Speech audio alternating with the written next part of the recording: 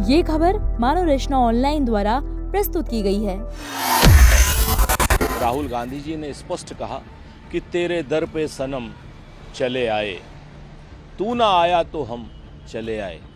जब बच्चों से प्रधानमंत्री बात करने के लिए तैयार नहीं, जब देश के छात्रों से प्रधानमंत्री माफी मांगने के लिए तैयार नहीं, 20 से ज्यादा बच्चों ने आत्महत्या कर ली है नीट पेपर घोटाले की वजह से। उनका भविष्य बर्बाद हो गया है लाखों बच्चों का। और हमने कहा कि धर्मेंद्र प्रधान जी का इस्तीफा लो। इस्तीफा तो छोड़िए, बच्चों से कोई बात करने को तैयार नहीं। 30 दिन से बच्चे, 21 दिन से बच्चे बैठे हुए हैं। 22 दिन का सोनम वांगचुक का अनशन हो गया है। पूरे प्रदेश में, देश में हर जगह पे छात्रों की गूंज हो रही है। एनएसयूआई के कार्यकर्ता लाठी खा रहे हैं, यूथ कांग्रेस के कार्यकर्ता पीटे जा रहे हैं, वाटर कैनन से उनको मारा जा रहा है, लाठी से, डंडों से। दीपेंद्र हुड्डा को चोट आ रही है, पूरी कांग्रेस लगी हुई है। दूसरी तरफ वो छात्र जो जंतर मंतर पर बैठे हैं, उनके ऊपर कितना ब्रूटल लाठी चार्ज हो रहा है और प्रधानमंत्री बच के निकल रहे हैं। तो श्री राहुल गांधी जी ने स्पष्ट किया कि प्रधानमंत्री जी, आप प्रधानमंत्री हैं, आपको जवाब देना पड़ेगा। आप सदन नहीं आएंगे तो हम आपके घर आ जाएंगे। कल का धरना इसी वजह से हुआ। प्रधानमंत्री जी को चाहिए धर्मेंद्र प्रधान का इस्तीफा ले। प्रधानमंत्री जी को चाहिए कि संसद में बात करें शिक्षा व्यवस्था पर, बर्खास्तगी पर बात करें धर्मेंद्र प्रधान की, एनटीए को भंग करें। जो बच्चे काल कवलित हो गए हैं, आत्महत्या कर लिए, उनको 1-1 करोड़ रुपए से ज्यादा का मुआवजा दिया जाए परिवार को उनके।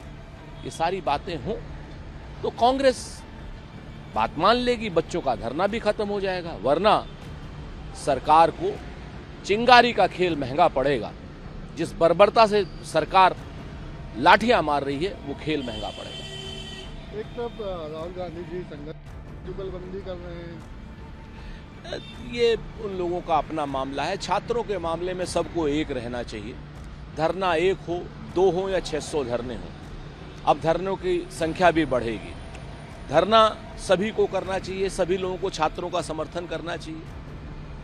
हमारे युवा, हमारे छात्र, एनएसयूआई, यूथ कांग्रेस के छात्र लगातार मार खा रहे हैं। दिल्ली में जो बर्बर छात्रों के ऊपर लाठीचार्ज हुआ, कांग्रेस पार्टी उसके विरोध में खड़ी है। राहुल गांधी जी प्रधानमंत्री घर धरने पर चले गए।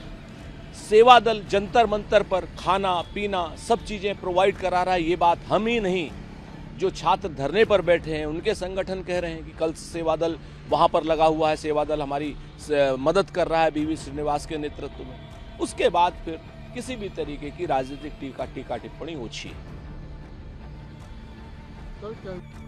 जवाबदेही और तथ्यों के आधार पर चर्चा की बात है। देखिए, केंद्रीय शिक्षा मंत्री की तो बात ही नहीं की जानी चाहिए। पहले वो अपने पद से इस्तीफा दें। वो बताएं कि 2 साल में, 3 साल में 2 बार नीट की परीक्षा उनके शासनकाल में, उनके शिक्षा मंत्रित्व काल में लीक हुई या नहीं हुई। अगर हुई है तो किस आधार पर पद पर बने हुए, किस आधार पर वो बात कर रहे हैं।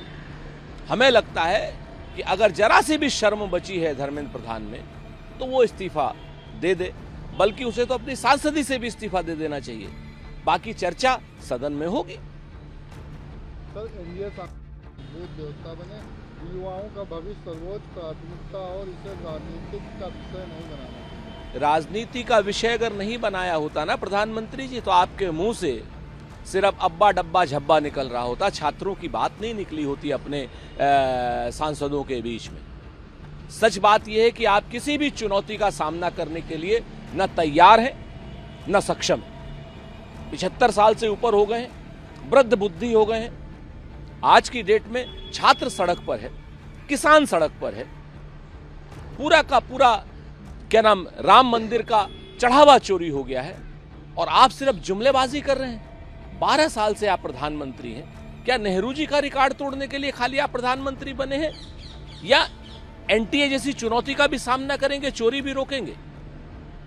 अगर आपके और आपके लोगों की इस चोरी में साझेदारी या भागीदारी नहीं है तो ये चोरी अब तक क्यों नहीं रुकी?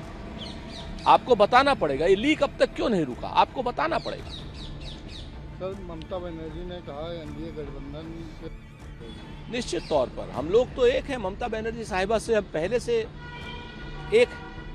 और ममता बनर्जी साहिबा अगर हमारे साथ में अब आ गई हैं, पूरी ताकत से आ गई हैं, तो इससे इंडिया गठबंधन की ताकत और बढ़ेगी और निश्चित तौर पर हम हर तरीके से सांप्रदायिक ताकतों को हराने के लिए पूरा इंडिया गठबंधन एकजुट होगा। सर, राम मंदिर दान ने कहा कि यदि राम मंदिर के दान में भी गड़बड़ी हो रही है तो यह भारतीय ईमानदारी का पतन का सबसे बड़ा उदाहरण है। हमें उम्मीद है जस्टिस अतुल इस टिप्पणी को अपने लिखित आदेश में भी देंगे, क्योंकि टिप्पणियों से कुछ नहीं होता।